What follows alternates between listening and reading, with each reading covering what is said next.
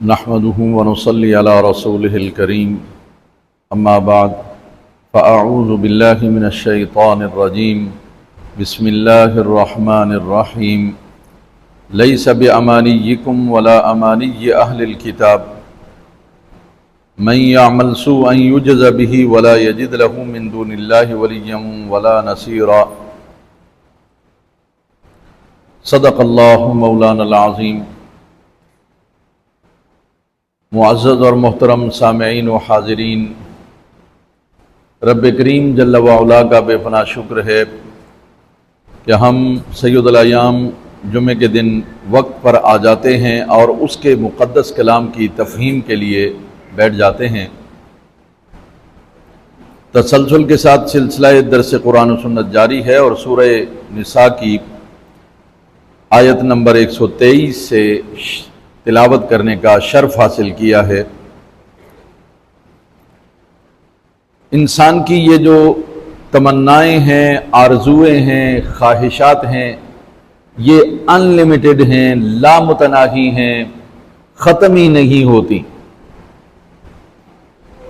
اور انسان انہی اپنی آرزوؤں، تمناؤں اور خواہشات کو پورا کرنے کے چکر میں شیطان کے چنگل میں آ جاتا ہے۔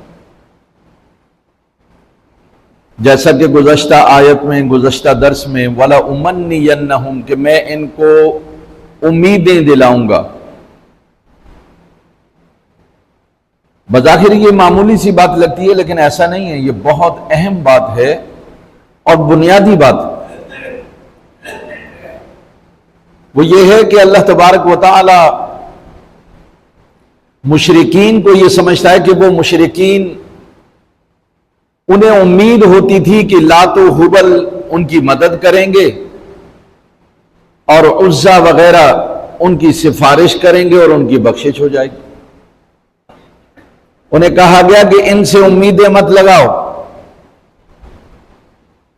یہ بت تمہاری کوئی امید آرزو پوری نہیں کر سکیں گے۔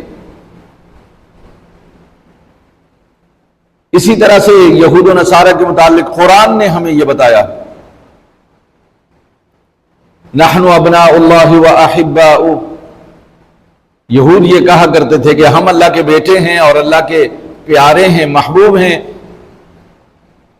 یہ کہنے کا ان کا مقصد یہ تھا کہ پہلے تو اللہ ہمیں جہنم میں ڈالے گا نہیں، سزا دے گا نہیں، پوچھے گا نہیں، اور اگر بالفرض اللہ نے پوچھ لیا یا ہمیں سزا دی تو بس تھوڑے ہی دن سزا کے ہوں گے، پھر ہم جنت میں ہی ہوں گے، کیونکہ ہم اللہ کے پیارے ہیں۔ یہ قرآن کہہ رہے ہے کہ وہ یہ سمجھ رہے تھے کہ ہم اللہ کے بیٹے ہیں اور ہم اللہ کے محبوب ہیں۔ یہ اللہ تبارک و تعالیٰ ان کی تو مثال ہو گئی، لیکن ہمیں بھی کہا لیس بِأَمَانِيِّكُمْ، یہ صحابہ سے اللہ پاک نے مخاطب ہو کر کے لیس بِأَمَانِيِّكُمْ، تمہاری مرضی اور خواہش نہیں چلے گی۔ اب صحابہ سے لے کر اب تک جتنے لوگ متبعین ہیں دین کے، ان سب کے لیے پیغام یہ ہے کہ یہ جو تم نے دل میں سجایا ہوا ہے، میں جو چاہوں میں کرتا رہوں، پھر اللہ کے محبوب میری سفارش کر دیں گے۔ عملی زندگی میں آپ بھی ہر کسی کی سفارش نہیں کرتے ہیں، آپ بہت سوچ سمجھ کے فیصلہ کرتے ہیں کہ کس کی سفارش کرنی ہے، کس کی نہیں کرنی ہے۔ اس کی سفارش کر دیجئے اس لیے کہ یہ میرا اپنا ہے، یہ میرا رشتہ دار ہے، میرا عزیز ہے۔ اس کی سفارش کر دو، یار یہ بہت شریف آدمی ہے، مشہور ہے، یہ بہت اچھا آدمی ہے، فلاں کا ہے۔ ہم جب یہ فیصلہ کر رہے ہیں تو قدرت جب شفاعت یا سفارش کی بات آئے گی تو بس میری خواہش پر تو ایسا نہیں ہوگا، میری مرضی سے ایسا نہیں ہوگا کہ میری سفارش ہو جائے اور میری بخشش ہو جائے، میری خواہش پہ نہیں ہوگا۔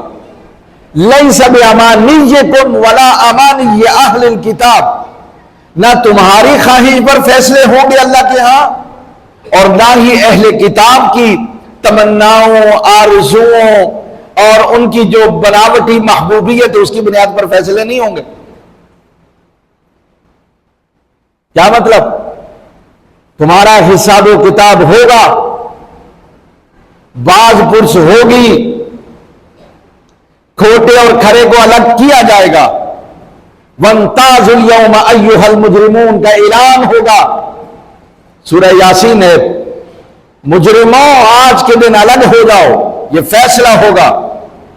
ایسا نہیں ہے کہ میری خواہش، میری مرضی اور میری بک بک سے فیصلہ میرے حق میں ہو جائے، نہیں۔ اگر ایسا ہی ہونا ہوتا تو ہم میں سے ہر شخص کی یہ آرزو ہے، یہ خواہش ہے، دنیا میں بھی میں کامیاب ہو جاؤں، آخرت میں بھی میں کامیاب ہو جاؤں۔ لیکن اللہ کہہ رہے ہیں نہیں، تمہاری مرضی اور آرزو کے مطابق فیصلے ہونے والے نہیں ہیں۔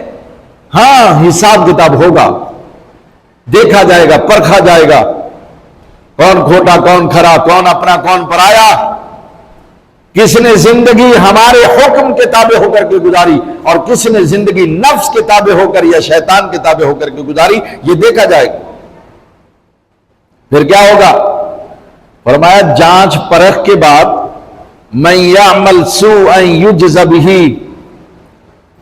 جس نے بھی برا کام کیا ہے، برا عمل کیا ہے، نافرمانی کی ہے، یجز بہ، اسے اس کی جزا دی جائے گی، بدلہ دیا جائے گا اس کو۔ اللہ کہہ رہا ہے جس نے بھی برائی کی، جیسی بھی برائی کی، اس کو اس کا بدلہ دیا جائے گا، وہ تیار رہے اس کے لیے۔ آپ کہیں گے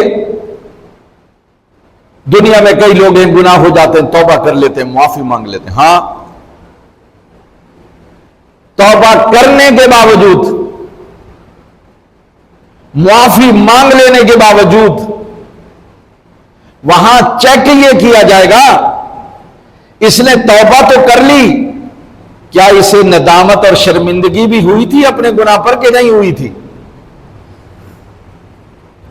اس نے توبہ تو کر لی ہے، کہیں ایسا تو نہیں کہ توبہ کے باوجود یہ اپنا وہ گناہ مسلسل کیے جا رہا ہے، اس امید پر کہ اللہ معاف کر دے گا، اس آرزو ہے، اس کی خواہش ہے کہ اللہ معاف کر دے۔ پھر یہ بھی دیکھا جائے گا یہ توبہ جو اس نے کی تو سابقہ گناہ چھوڑا یا نہیں چھوڑا، توبہ اخلاص کے ساتھ کی تھی یا دکھاوے کے لیے کی تھی، یہ سارا دیکھنے کے بعد پھر فیصلہ کیا جائے گا کہ اس کو معاف کر دیا جائے یا پھر اس کو سزا دی جائے۔ یعنی توبہ کے باوجود ہمارے اعمال کا جائزہ لیا جائے گا اور حساب و کتاب ہوگا۔ اور پھر یہ بھی ساتھ میں بتا دیا کہ دنیا میں لوگ آرزویں کرتے ہیں، خواہشات کرتے ہیں، بلکہ لوگوں کو مشورہ بھی دیتے ہیں کہ پیسہ دے کے پھنس جاؤ اور پیسہ دے کے چھوٹ جاؤ، لیکن اللہ کہہ رہا ہے وَلَا يَجِدْ لَهُ مِن دُونِ اللَّهِ وَلِيًّا وَلَا نَصِيرًا۔ جب جزا اور سزا کے فیصلے ہو رہے ہوں گے، جانچا اور پرکھا جا رہا ہوگا، تفتیش اور تحقیق ہو رہی ہوگی، تو کوئی شخص اللہ کے سوا نہ کوئی اپنا مددگار پائے گا، نہ کوئی اپنا دوست پائے گا۔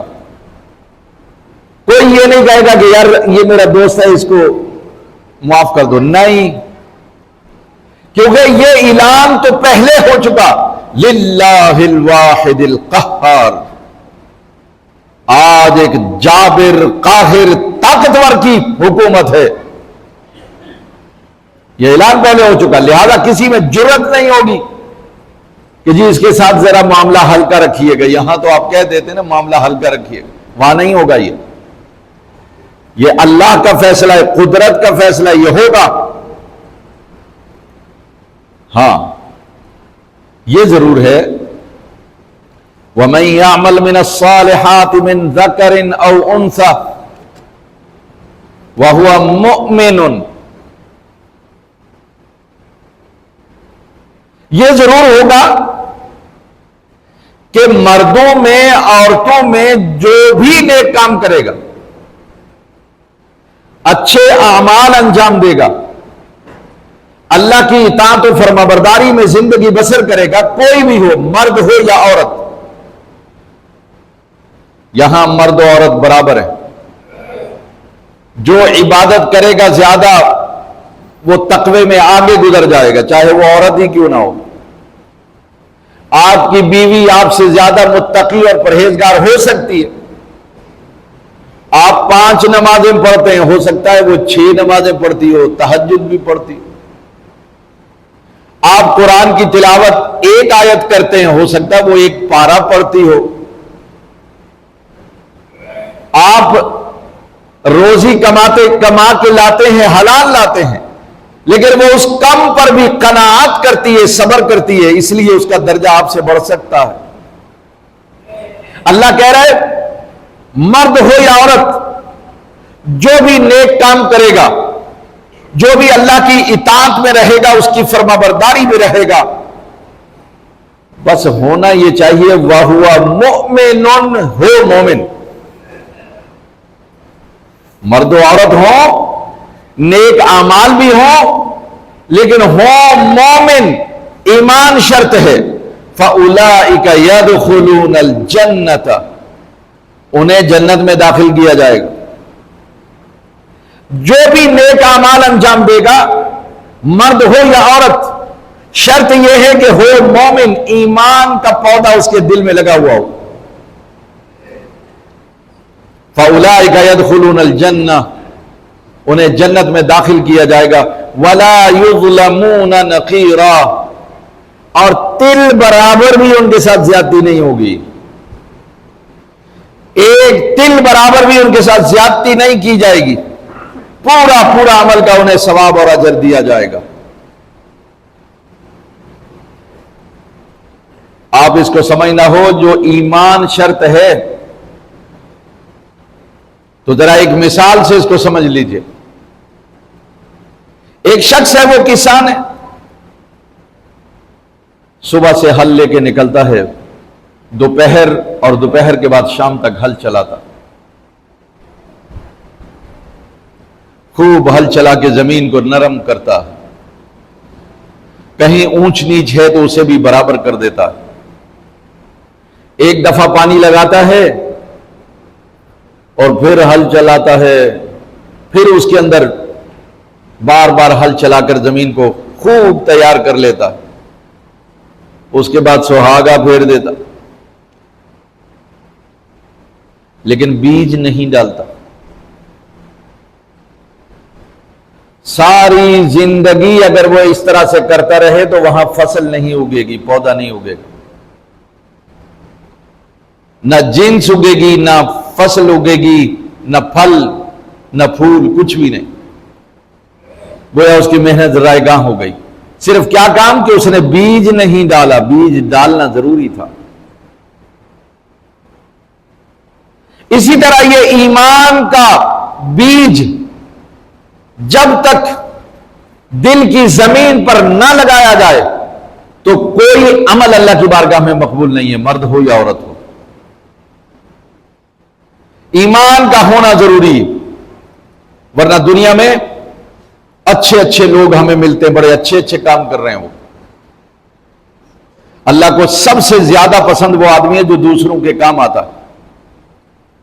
ایسے لوگ کفار اور مشرکین میں بھرے پڑے ہیں، آپ سے زیادہ غریبوں کی مدد کرتے ہیں، مسکینوں کی مدد کرتے ہیں، یتامہ کی مدد کرتے ہیں، لوگوں کے لیے فلاحی کام کرتے ہیں، اربوں روپیہ لگا دیتے ہیں اس میں، لیکن بس ایک ہی بات ہے، ایمان کا پودا وہاں پر موجود نہیں، ایمان کا بیج نہیں ہے، کیونکہ اعمال کی قبولیت کا دار و مدار ایمان پر ہے، اور جب تک ایمان نہیں ہوگا کوئی عمل اللہ کی بارگاہ میں مقبول نہیں ہوگا۔ اس لیے فرمایا وَمَن يَعْمَلْ مِنَ الصَّالِحَاتِ مِن ذَكَرٍ أَوْ أُنثَىٰ وَهُوَ مُؤْمِنٌ فَأُولَٰئِكَ يَدْخُلُونَ الْجَنَّةَ وَلَا يُظْلَمُونَ نَقِيرًا، مرد ہو یا عورت جو بھی نیک کام کرے اگر وہ مومن ہے تو اسے جنت میں ضرور داخل کیا جائے گا، اور کوئی زیادتی نہیں، کوئی ظلم نہیں، کوئی اس کے ساتھ حادثہ نہیں ہوگا، دو ہاتھ نہیں ہوں گے۔ پہلے تو اعمال صالحہ کا ذکر کیا، تو اعمال صالحہ کا جو معیار ہے وہ انبیاء سے بڑھ کر تو کوئی نہیں ہو سکتا۔ تو انبیاء میں اولو العزم پیغمبر بھی ہیں، اور تلک الرسل فضلنا بعضهم علی بعض، اللہ یہ کہہ رہا ہے کہ رسولوں میں سے بھی بعض رسولوں کو ہم نے دوسرے رسولوں پر فوقیت دی ہے، فضیلت دی ہے۔ تو جنہیں اللہ نے فضیلت دی ہے ان میں سے ایک نام ابراہیم علیہ السلام بھی ہے، جو اللہ کے خلیل ہیں، اللہ کے دوست ہیں۔ تو یہاں بطور معیار اللہ تعالیٰ نے ابراہیم علیہ السلام کا ذکر کیا، فَمَا وَمَنْ أَحْسَنُ دِينًا مِّمَّنْ أَسْلَمَ وَجْهَهُ لِلَّهِ وَهُوَ مُحْسِنٌ، اس شخص کے دین سے بڑھ کر دین کس کا اچھا ہوگا؟ جس نے اپنا چہرہ خدا کے سامنے جھکا دیا، سر سجدے میں رکھ کر ایک دفعہ کہہ دیا سبحان ربی الاعلی وہو محسن، اور وہ نیک بھی ہے، لوگوں کے ساتھ نیکی کرنے والا بھی ہے، اچھا سلوک کرنے والا بھی ہے، وہو محسن۔ واتبع ملت ابراہیم حنیفا، اور ابراہیم علیہ السلام کی ملت حنفیہ کی اتباع کرتا ہے، پیروی بھی کرتا۔ ہمارے لیے رسول اللہ صلی اللہ علیہ وسلم فرما گئے ملت ابیکم ابراہیم، یہ جو اعمال اور کردار اللہ نے دین جو ہمیں دیا ہے یہ ابراہیم علیہ السلام کی فطرت اور ملت پر ہے، یعنی انہی کی شریعت کا تسلسل چلا آ رہا ہے، اس لیے اصل میں تو ملت ابراہیمی ہم ہیں، یہ ہمارے رسول صلی اللہ علیہ وسلم نے بتایا ملت ابیکم ابراہیم، قرآن میں بھی ہے وہ سماکم المسلمین، تمہاری ملت تمہارے باپ ابراہیم کے نقش قدم پر، اور اللہ نے تمہارا نام مسلمان رکھا ہے بھائی، یہ قرآن کہہ رہا ہے۔ وَاتَّخَذَ اللَّهُ إِبْرَاهِيمَ خَلِيلًا، اور اللہ تبارک و تعالی نے ابراہیم علیہ السلام کو خلیل بنایا۔ یہ خلیل کیا ہے؟ جو پکا دوست ہوتا ہے نا وہ خلیل کہلاتا ہے۔ علماء نے اس پر بڑی بحثیں فرمائی۔ ابراہیم اللہ کے خلیل ہیں، یاری یہ پکی اللہ کے ساتھ دوستی ہے۔ انما ولیکم اللہ ورسولہ، تمہارا اللہ بھی دوست ہے اور رسول بھی تمہارے دوست ہیں، والذین آمنوا، اور مسلمان بھی تمہارے دوست ہیں، یہ قرآن میں۔ تو ابراہیم علیہ السلام اللہ کے خلیل ہیں، لیکن خلیل کی شان یہ ہے ان کے پاس فرشتے آتے ہیں، مہمان بنتے ہیں، وہ ان کے لیے کھانا پکاتے ہیں، انہیں معلوم نہیں کون ہے، کھانا پکاتے ہیں، وہ کھانا نہیں کھاتے ہیں، یہ پوچھتے ہیں بابا کیوں نہیں کھاتے ہو، تو وہ بتاتے ہیں کہ ہم اللہ کے فرشتے، یہ خلیل کی بات۔ لیکن رسول اللہ صلی اللہ علیہ وسلم کو اللہ نے اپنے حبیب بنایا ہے، حبیب، یہ خلیل سے بڑا مقام ہے حبیب، اس لیے آپ کے لیے فرشتے آتے ہیں تو آپ کے لشکر میں شامل ہو جاتے ہیں۔ جبل ملائکہ جس نے دیکھا، بدر جس نے دیکھا یا بدر کو پڑھا ہے تو وہ سمجھ جائے گا کہ فرشتے آ کر کے آپ کے لشکر میں شامل ہو کر کے لڑائی کرتے، یہ حبیب کی شان ہے۔ خلیل وہ ہے جو اپنی اولاد کے لیے دعائیں مانگتا ہے کہ اللہ میری اولاد کو بھی یہ برکتیں عطا کرنا، دین پر استقامت دینا۔ اور حبیب وہ ہے جس کے لیے اللہ تبارک و تعالیٰ خود فرماتا ہے کہ جو تیرے ساتھ نسبت اختیار کرے گا، جو تیرا ہو جائے گا وہ میرا ہو جائے گا۔ خلیل وہ ہے کہ جو اللہ سے اس کی رحمت طلب کرتا ہے، اپنے لیے بھی مغفرت طلب کرتا ہے، اور حبیب وہ ہے جس سے اللہ تبارک و تعالیٰ فرماتا ہے لِيَغْفِرَ لَكَ اللَّهُ مَا تَقَدَّمَ مِن ذَنبِكَ وَمَا تَأَخَّرَ۔ حبیب تیری اپنی ذات تو ایک طرف، تیری وجہ سے، تیرے سبب سے تیرے اگلوں اور تیرے پچھلوں کے سارے گناہ میں نے معاف کر دی۔ وہ معافی طلب کر رہے ہیں کہ اللہ ربنا اغفر لی، اے اللہ میری بخشش کر، ولی والدیہ، میرے والدین کی مغفرت کر۔ ابراہیم دعا کر رہے ہیں، وہ خلیل ہیں، وہ دعا کر رہے ہیں مغفرت کی، قرآن کہہ رہا ہے۔ اور ادھر حبیب سے اللہ خود کہہ رہا ہے کہ میرے حبیب تیرے سبب، تیری وجہ سے، تیری نسبت کے سبب تیرے اگلے پچھلوں کے سارے گناہ میں نے معاف کر دی۔ یغفر لک اللہ ما تقدم من ذنبک وما تاخر۔ اور تو اور ابراہیم دعا کرتے ہیں، اللہ میری اولاد، میری آنے والی نسلیں، اے اللہ ان کو عذاب سے بچانا، میرے نقش قدم پر چلانا، انہیں عذاب میں مبتلا نہیں کرنا۔ اور اپنے حبیب سے اللہ تبارک و تعالی فرماتا ہے، اے حبیب ان کو عذاب دے کر اللہ کیا کرے گا؟ وَأَنْتَ فِيهِمْ، جب تک آپ ان میں موجود ہیں اللہ انہیں عذاب نہیں دے گا۔ وہ کہہ رہے ہیں کہ اللہ میری آنے والی نسلوں کو عذاب میں مبتلا نہیں کر رہا، یہ خلیل ہے۔ اور حبیب وہ ہے جس سے خود خدا کہتا ہے کہ میرے حبیب جب تک آپ ان میں موجود ہیں اللہ ان کو عذاب میں مبتلا نہیں کرے گا۔ ما کان اللہ لیعذبہم وانت فیہم، جب تک آپ ان میں ہیں اللہ انہیں عذاب دے کے کیا کرے گا؟ میرے رسول قیامت تک زمین پر موجود ہیں، اجتماعی عذاب اللہ کا نہیں آئے گا۔ ما کان اللہ لیعذبہم، انہیں عذاب دے کے اللہ کیا کرے گا؟ وانت فیہم، میرے حبیب آپ ان میں موجود ہیں، میں کیسے عذاب دوں؟ یہ خلیل اور حبیب کا یہ فرق علماء نے واضح کیا۔ اور اسی وجہ سے علامہ روح المعانی نے اس آیت کے تحت لکھا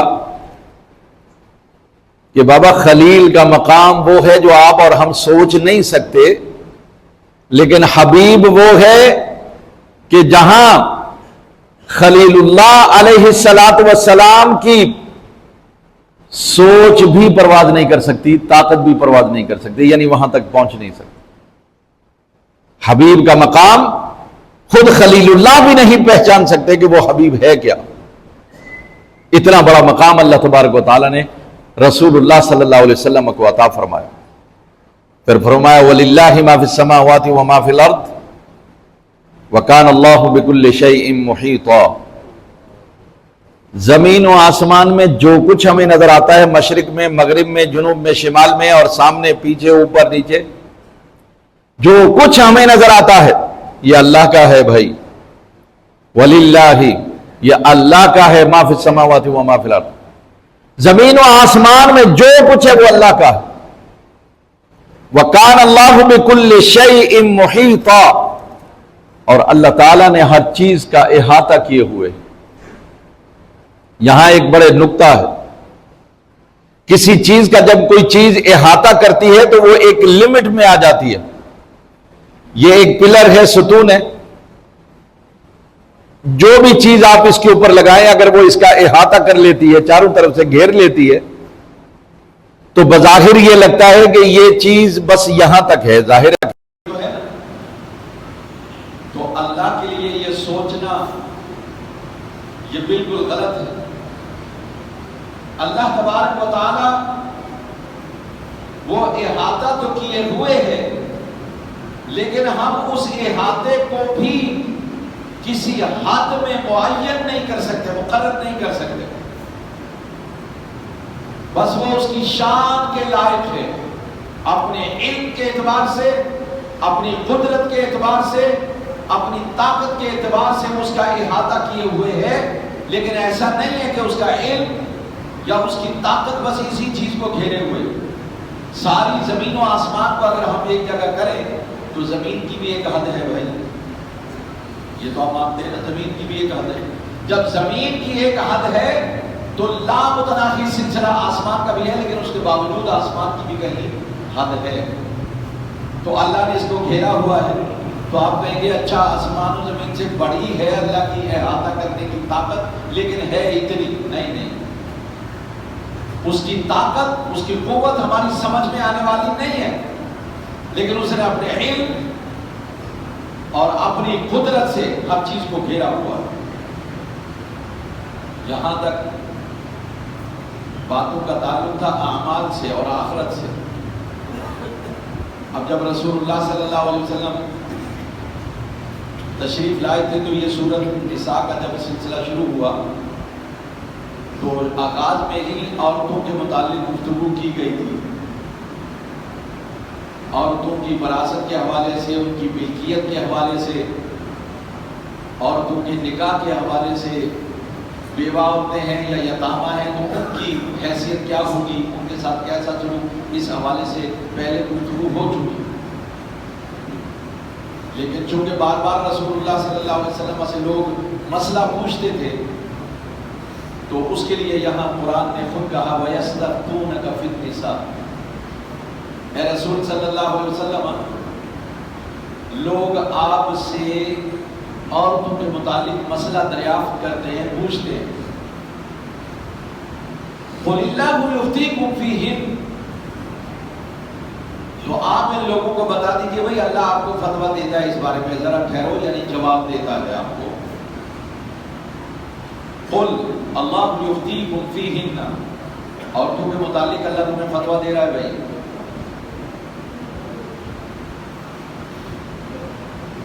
وَمَا يُتْلَى عَلَيْكُمْ فِي الْكِتَابِ فِي يَتَامَى النِّسَاءِ.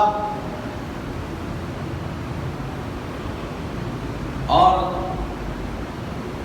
یتیم عورتوں کے متعلق اس سے پہلے تمہیں بات بتائی جا چکی ہے. الَّتِي لَا تُؤْتُونَهُنَّ مَا كُتِبَ لَهُنَّ. کہ جن کو تم فارغ کرتے ہو یا نکاح کرنا چاہتے ہو تو تم انہیں ان کا حق مہر نہیں دیتے ہو. بھئی یتیم ہو گئی عورت، مسکین ہو گئی، بیوہ ہو گئی، ظاہر ہے اس کے ورثاء میں کمی آ جاتی ہے. تو اب جو نکاح کرنے والا ہے یا بعد میں جو وارث بنا ان کا کوئی عزیز یا رشتہ دار، تو وہ کوشش یہ کرتا ہے کہ اگر خوبصورت ہو تو مالدار بھی ہو تو خود نکاح کر لے، اور اگر خوبصورت ہو مالدار نہ ہو تو پھر پیسے خود لے کر، حق مہر خود لے کر اس کا نکاح کہیں مرضی کے مطابق کر دیتا. تو اللہ تعالیٰ اس کو بیان کر رہا ہے کہ لا تؤتونہن ما کتب لہن. وہ جو مسکین عورتیں ہیں، یتیم ہیں، تم ان کا حق مہر دیے بغیر وترغبون ان تنکحوہن، ان سے نکاح کرنا چاہتے ہو، تم چاہتے ہو کہ ان سے نکاح کر لیا جائے، حق مہر نہ دیا جائے. والمستضعفین من الولدان. اور تم تو وہ جو ضعیف بچے ہیں، کمزور ہیں، یتیم ہیں، غریب ہیں، ان کا مال بھی کھانے پر تلے ہوئے ہو. حالانکہ وَأَن تَقُومُوا لِلْيَتَامَى بِالْقِسْطِ. یتامہ کے متعلق تو تمہیں عدل اور انصاف پر قائم رہنا چاہیے، عدل اور انصاف کرنا چاہیے. یہ کیونکہ انہوں نے پوچھا تھا کہ یتامہ کے ساتھ ہم کیا کریں، تو فرمایا وَمَا تَفْعَلُوا مِنْ خَيْرٍ. یتامہ، مساکین، عورتیں ہوں یا بچے ہوں یا بیوہ ہوں، ان کے ساتھ جو بھی بھلائی کرے گا فَإِنَّ اللَّهَ كَانَ بِهِ عَلِيمًا. تو بے شک اللہ تبارک و تعالیٰ جانتا ہے. کیا مطلب؟ اللہ تعالیٰ کو معلوم ہے کہ تم نے یتیم کا مال کھانے کے لیے ان سے نکاح کیا، یا یتیم کا مال کھانے کے لیے تم نے اپنی مرضی سے کہیں ان کا نکاح کر دیا، یا پھر یتیم کے مال پر قبضہ کرنے کے لیے کوئی اور تم نے عمل کیا. اللہ جانتا ہے. وَمَا تَفْعَلُوا مِنْ خَيْرٍ. ہاں اگر تمہاری نیتیں اچھی ہیں تو فَإِنَّ اللَّهَ كَانَ بِهِ عَلِيمًا. اللہ اس سے واقف ہے. واقف ہونے سے مراد یہ ہے کہ تمہیں اس کا اجر دے گا، تمہیں اس کی جزا دے گا. اور یہاں یاد رکھیے کہ طلاق یافتہ خواتین بھی اس میں شامل ہیں. بیوہ وہی ہوتی ہے جو طلاق یافتہ مطلقہ خواتین ہوتی ہیں. بعض دفعہ کیا ہوتا ہے کہ ان کا کوئی وارث ہوتا نہیں، والدین وفات پا گئے، بھائی بہن ان کو سنبھالنے کے لیے تیار نہیں، اور مرد یہ سمجھتا ہے کہ بس میرے سوا اس کا کوئی نہیں، میرے سوا اس کا کوئی نہیں، میں نے اگر نکال دیا تو پتہ نہیں اس کے ساتھ کیا بن جائے گا۔ اس کا جواب بھی اللہ تبارک و تعالیٰ نے دیا ہے، لیکن وہ جو جواب دیا ہے نا وہ تفصیل چاہتا ہے۔ تو میں آج کی گفتگو یہیں ختم کرتا ہوں کہ یتامہ اور مساکین کے متعلق جو انہوں نے فتویٰ پوچھا تو اللہ تبارک و تعالیٰ نے یہ فرمایا کہ ان کے ساتھ اچھا سلوک کرو۔ کیوں؟ رسول اللہ صلی اللہ علیہ وسلم نے خود ممبر پر کھڑے ہو کر کے یہ ارشاد فرمایا، انا وکافل الیتیم ہکذا فی الجنہ، فرمایا میں اور یتیم کی کفالت کرنے والا جنت میں ایسے ہوں گے جیسے یہ دو کے لیے، یعنی جو یتیم کی کفالت کرے گا، ان کے ساتھ اچھا سلوک کرے گا، تو کل قیامت میں اللہ تعالیٰ جنت میں اس کو میرے ساتھ رکھے گا۔ اب جو بھی شخص چاہتا ہے کہ دنیا میں رسول اللہ صلی اللہ علیہ وسلم کی رحمت سے فیض یاب ہو اور آخرت میں بھی آپ کی صحبت سے فیض یاب ہو، اسے چاہیے کسی یتیم کے سر پر ہاتھ رکھا ہے۔ نعرہ تکبیر، نعرہ رسالت، نعرہ ختم نبوت۔